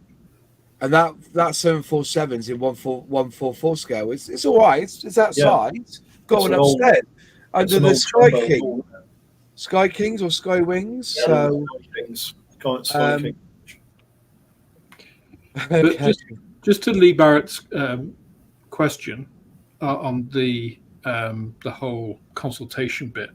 Yeah. The problem with it, because I think actually it's a good idea, The problem is it needs to be a wide enough survey, so it can't really be a model company doing it. It would actually be ideal if the IPMS as a global organization surveyed people as part of their membership, maybe, of what kind of kits they do, what they want to see, and made all that available to manufacturers, along with the kinds of prices that people are prepared to pay. Because what Nigel, said with these kits, and you've, had sticker shock at that. It's like, it's no good if a company makes a kit that everybody wants and prices it 200% of what people are prepared to buy. They'll just go bust because they won't get the return on the investment. So I think it would be a good idea, but the problem with what Luke or Dale said with, this sold well, so shall we do this? I mean, that taps into about 5 different types of bias. Yeah, availability heuristic. They've only got the information available to them. It's confirmation bias. It's a whole load of stuff. And actually, from a commercial point of view, it's really dangerous to do that because you just get stuck in doing the same things, and you're always going to get diminishing returns. So, I mean, if you look at some of what the most successful companies are doing, I mean, look at the likes of ICM, look at the likes of Tamiya and Eduard, the kinds of stuff they do. Okay, Eduard don't particularly innovate in terms of doing very unusual subjects, but I mean, ICM do, Tamiya do all kinds of stuff, and everybody looks forward to the new Tamiya kit of it. So I think getting more information and making it available to the model companies would only be a good thing. It's just, how would you do it? There's not the only company I know that physically or you can see online who asks what kit should we release next is Airfix. You never see, ICM, but on their website, or on Twitter, on Facebook, they're often asking, or what kit do you think we should release next, or which vintage classic should we redo, and things like that. But again, that's saying, that's a bit like, So I worked for a company and they gave us a choice of company car, right? You could have whatever color or fuel of Volkswagen Passat you liked. So as long as it's a Volkswagen Passat 2 litre, you could have petrol, you could have diesel, and you could have any color. But that's not a choice, right? That's the illusion of choice. It's like saying, what sort of vintage classic would we like to? That's a very narrow set. Yeah.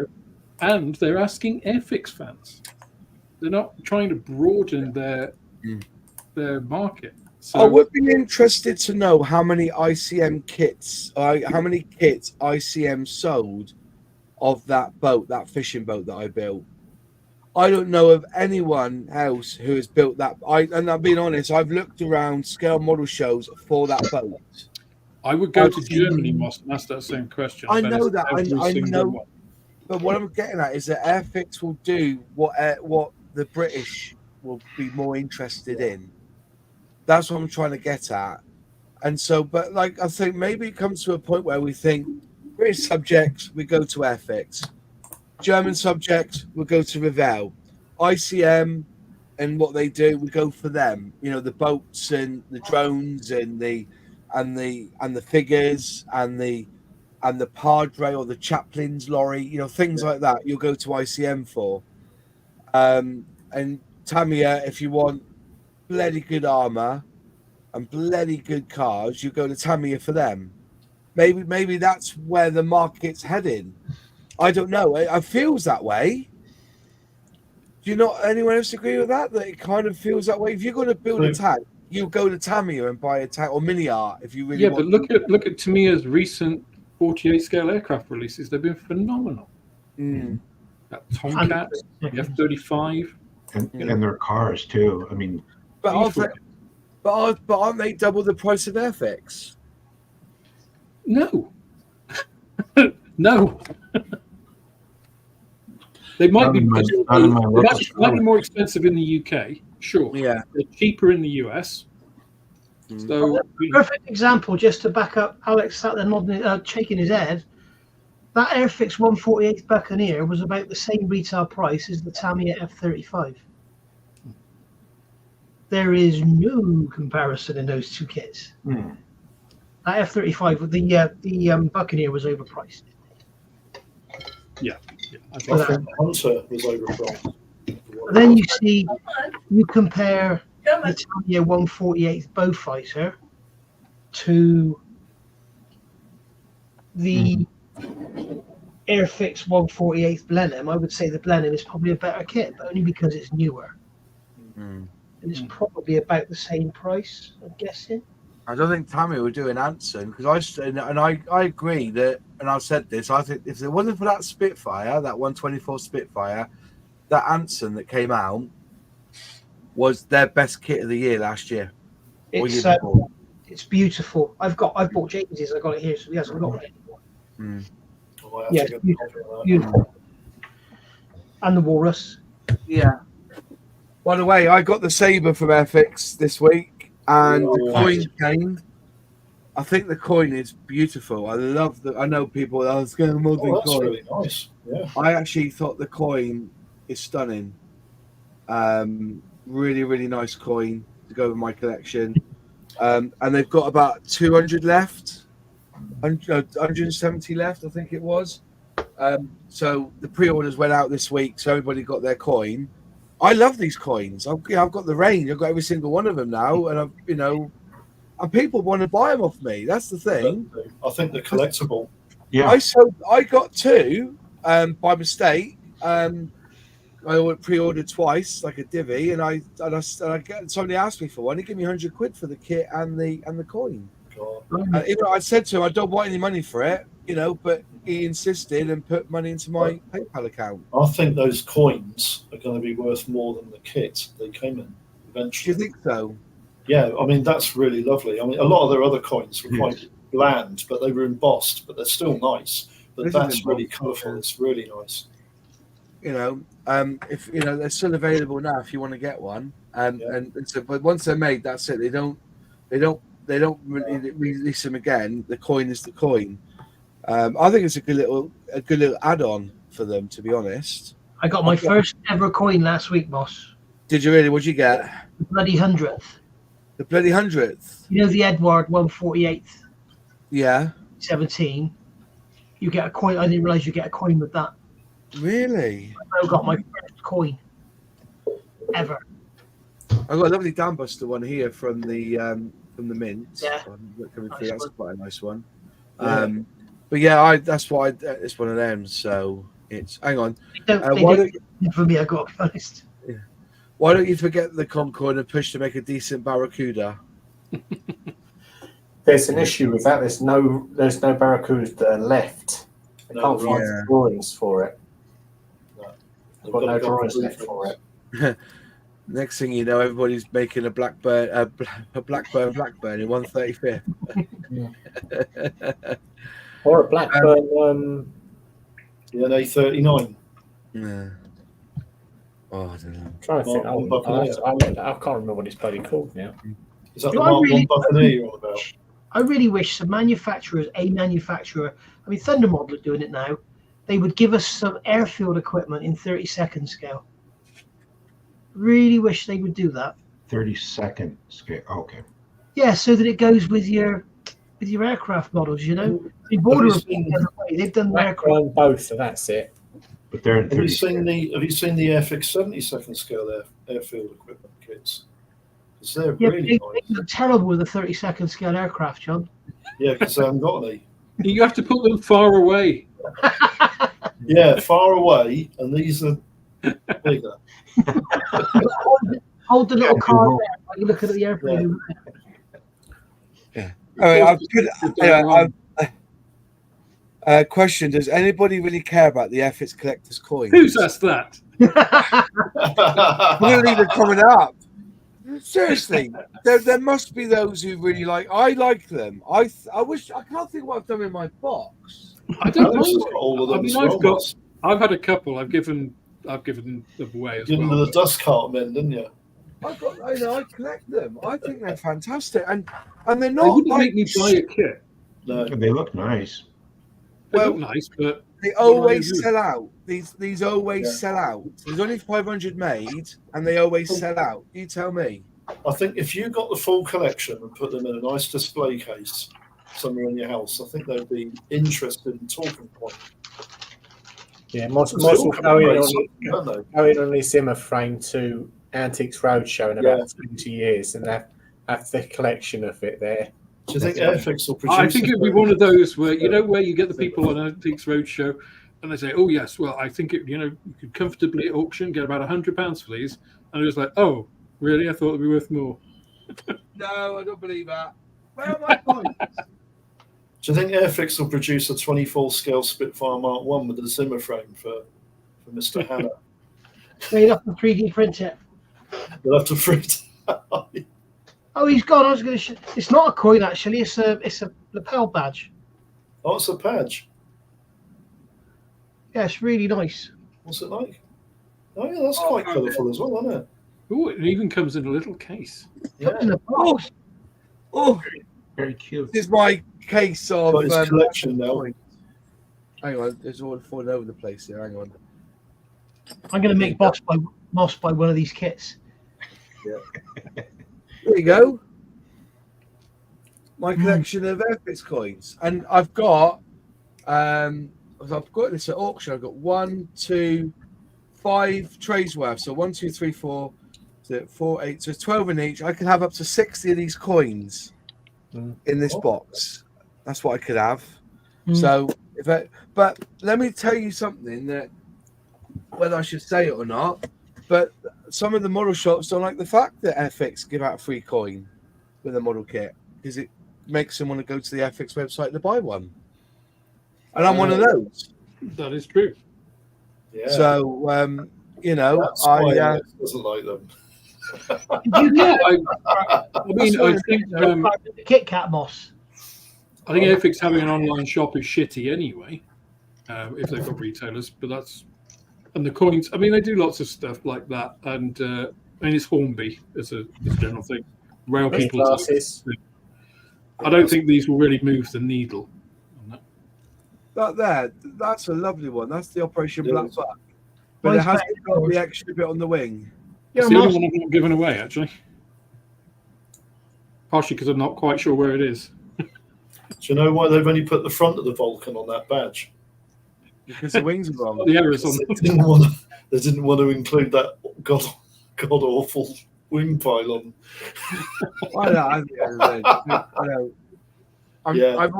know. As I said, the numbered.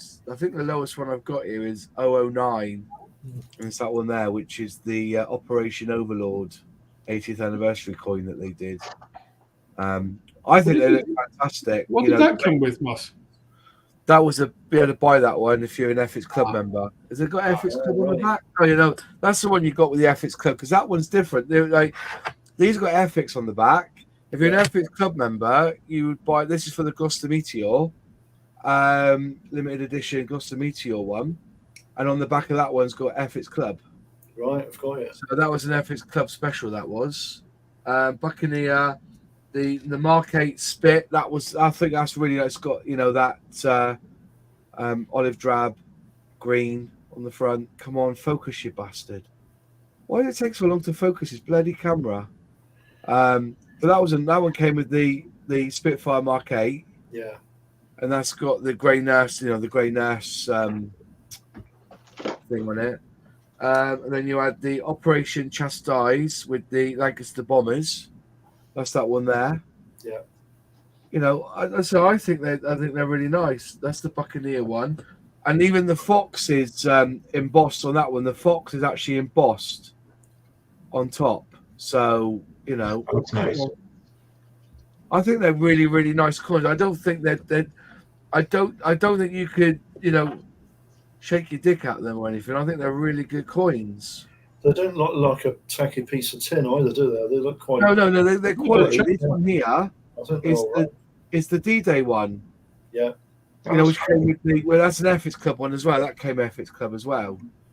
So yeah, I think they're a really nice addition, and as I say, I collect them. They go in my little case here. Yeah. And to be fair, when I've gone, when I get a nice lot of them, I'll probably take them to a model show with me and put them out on display. Yeah, why not? Yeah. So I think they give away for money. Sandy Ollier comment: coins are pointless. I'm a modeler, not a numerous. They're not really a coin. They're like a medal. They call them coins, but they're really like medals. But do you know what? Like, I'm just saying, it's elevated to medals now. Well, do you know what? Yeah, but then again, if you think about how people collect things, you know, there are pieces, but they wouldn't do them if they don't work. No. That's the crux of it. You've got to remember the mentality of the collector, because there are some collectors out there that will only collect initial release Airfix kits. They won't bother with any other type of boxing. That's the mentality of some collectors. What's that? Sorry? Did you get the Spitfire with the Kit Kat? No, I didn't. Not those. I wasn't even on YouTube then. I don't think. I just started YouTube. You just put that comment up. I haven't got those coins.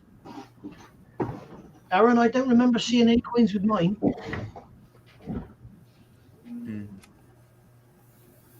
Hatchet's in trouble now. No, I collect and build models. I don't give a damn about coins. They're meaningless to me. I'm not a coin collector. Yeah, fair enough. Fair enough. Cut them up and use them as well. They have got one use. You can cut them up and use them as nose weight. Nose weight. But like I said, it's just something else, isn't it? You know, it's something else you collect. Loads of people collect different things. I just think the coins are very, very quality made, and I buy them, and they come, and that's why I go to the Airfix website and buy them. You see, that's the reason.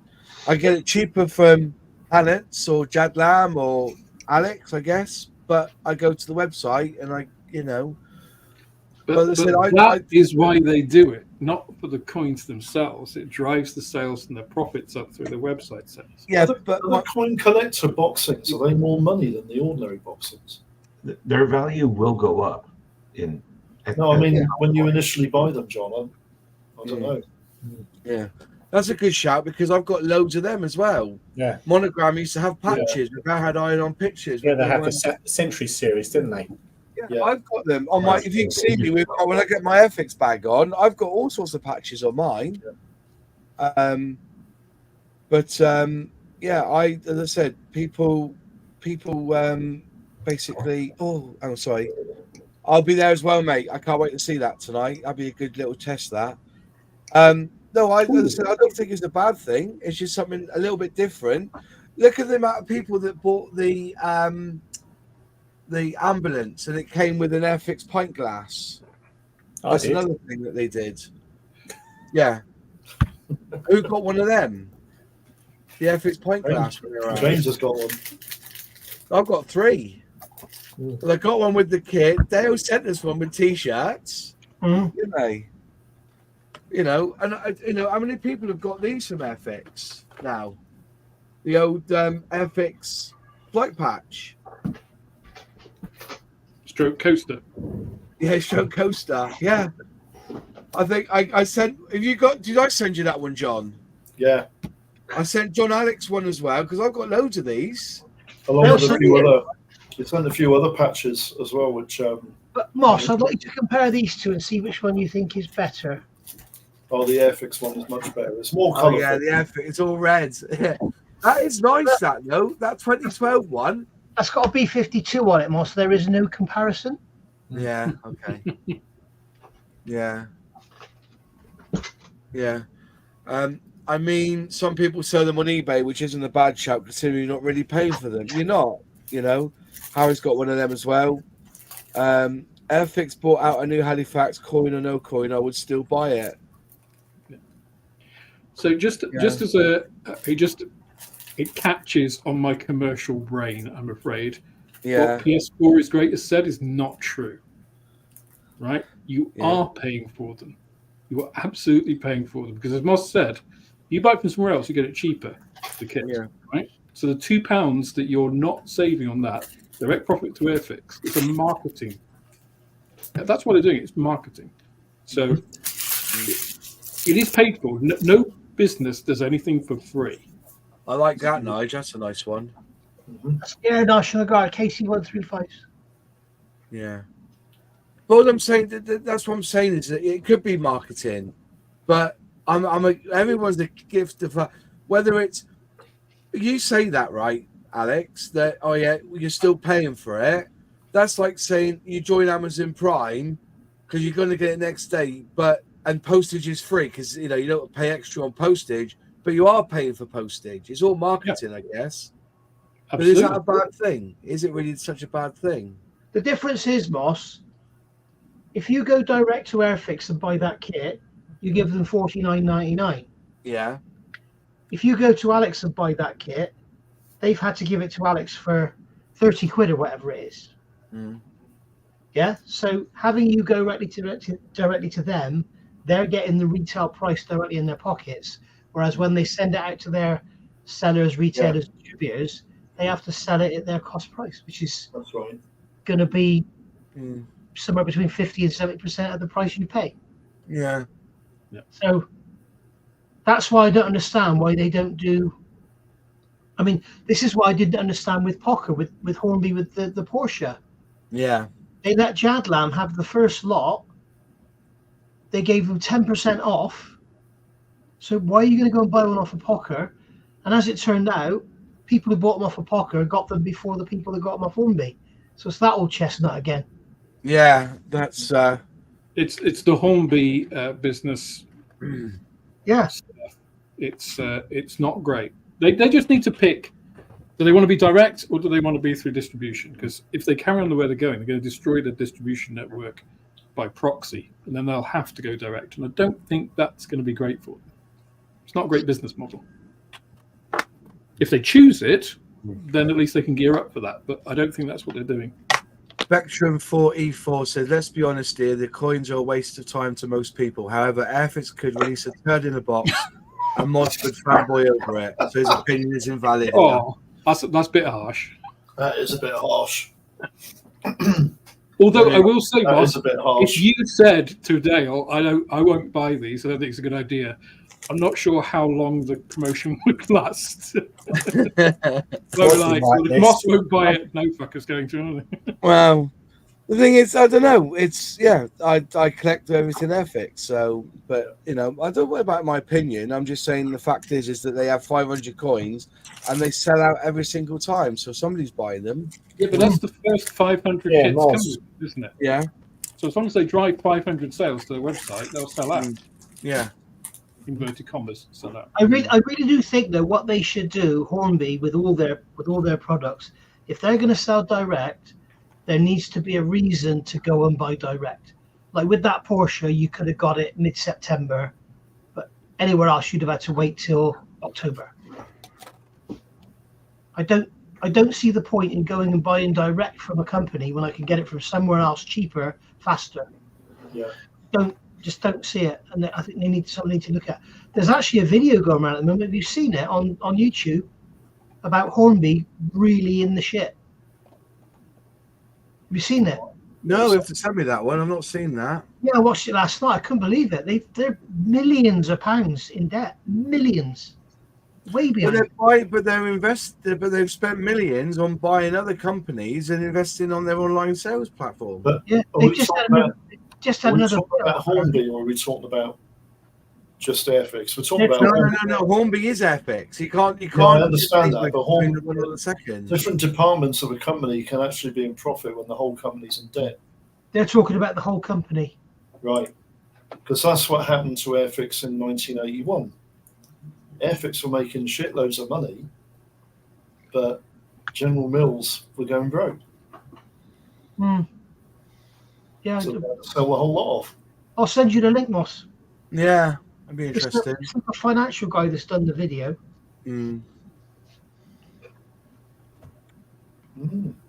But yeah, it's interesting that. I'll have to look into that. I said they're buying companies left, right, and center. What that wargaming company and stuff. So. Yeah, the TT120 Fiasco, like I said, I went Jadlam on Friday. No, when did I go up to Jadlam? Yes, Friday. I went up there and met up with Russell, who owns Jadlam, And I looked around the shop there, and I noticed they had TT120 for sale, and it was never going to be for sale in shops, was it? It was all going to be online. That was the plan. So, what was that? That was directed at Moz, by the way. Martin, what did he write? I've got loads of patches I can have on to cover the hole I burnt in my M4A flying jacket of the exhaust pipe of my Royal Enfield.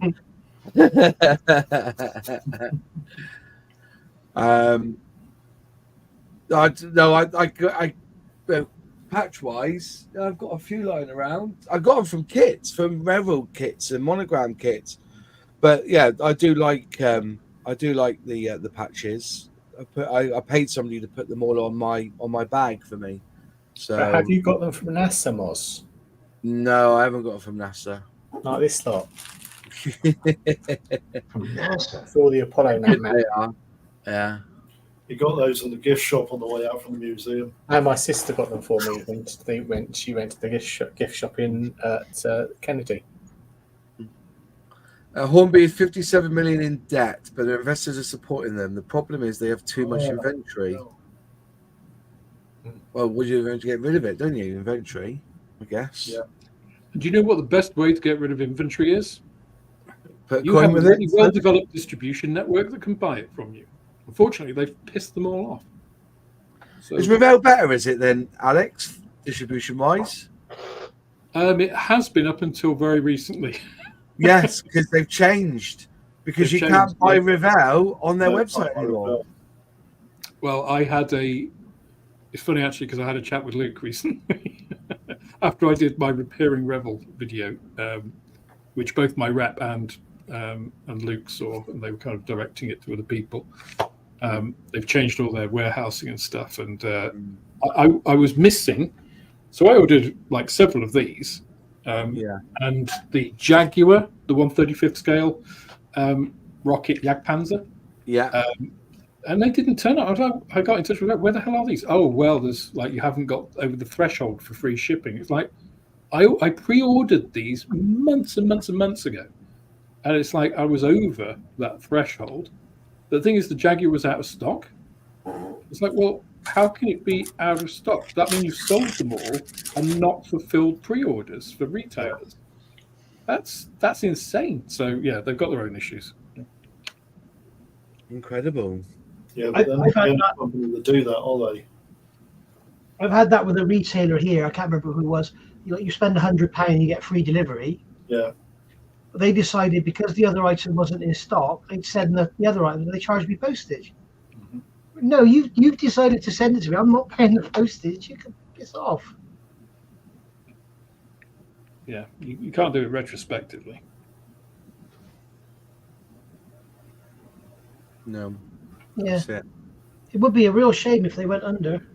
Do you know what though? I wouldn't give a fuck if they went under. I know there will be a company who will just take Airfix and buy it and go and do something with them. Sure of it. So 56.3 million net debt is 14.3 million is the latest 2024 report. Yeah. So their net debt was only 14 million. It's not 57 million in debt then. No. I didn't think it was that high.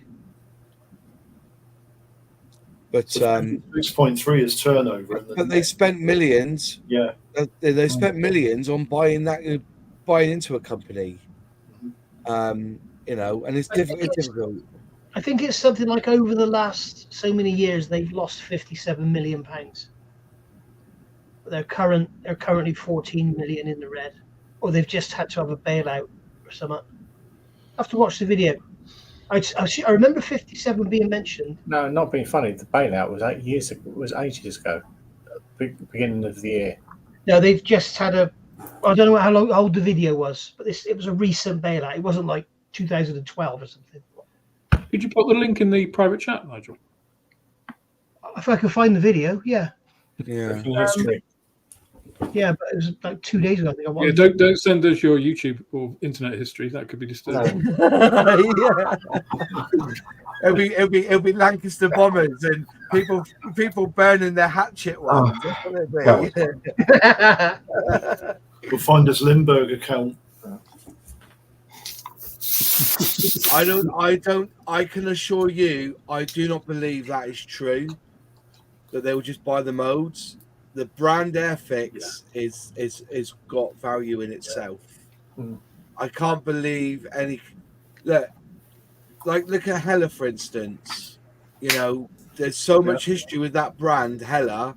Yeah. There's no way that was going to go bad. Someone's going to buy that Hella, and they did. If you know, but unfortunately, what they said, what they've done with the company is a bit lackluster, to be honest.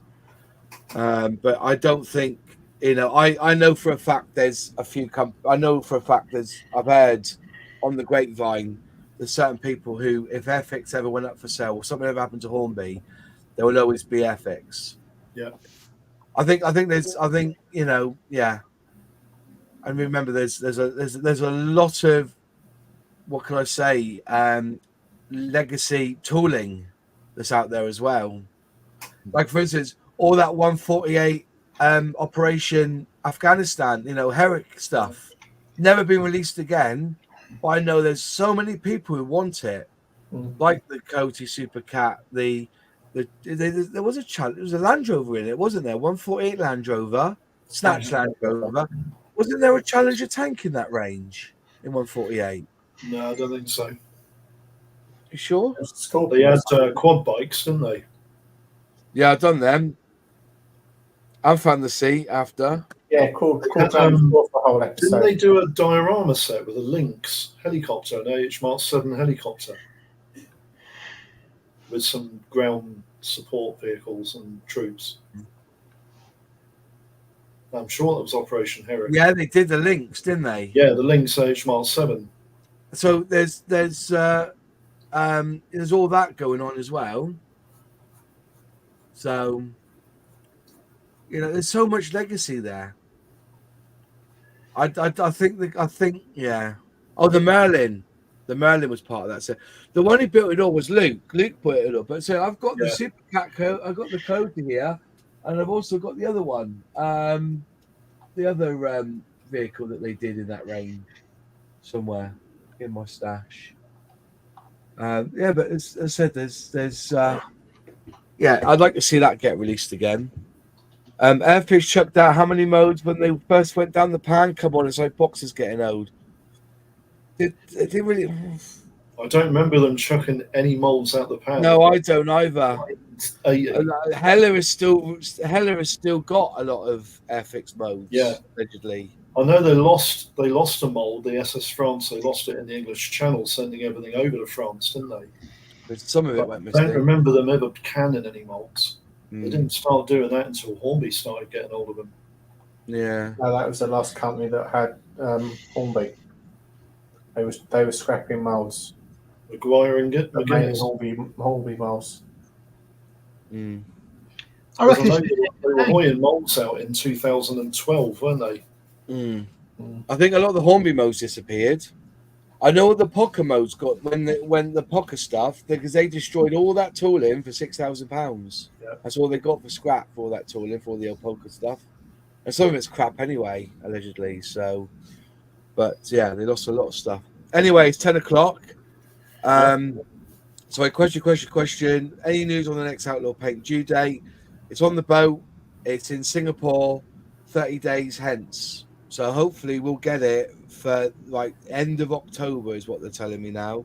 So yeah, that's one thing. Yeah, the Roma Roads were bought by Dapo. There's a lot of the OO gauge stuff is still released by Dapo as well. Yeah. So yeah. Right, thanks you, Graham, for that. Appreciate it. Thanks all for watching. We've gone through a lot tonight, and we've ended up on the debt of Airfix. Well, I'd like to see that video, Nigel, when you can send it. That'd be brilliant. I reckon it might have been taken down because I went right back to Wednesday and I can't see it there. In your history, yeah? I'll look again in a minute. Yeah. Right. Nigel, what colour for fiberglass? Darryl Masters is smiling at you. You'll have to watch the video part 2A. That'll be next week, mate. It's a very, very pale, sort of dirty yellow. Oh, hang on. Somebody's put a link up. Oh, there you go. Is that the link there, is it? That might be the link for it. Anyways, no worries.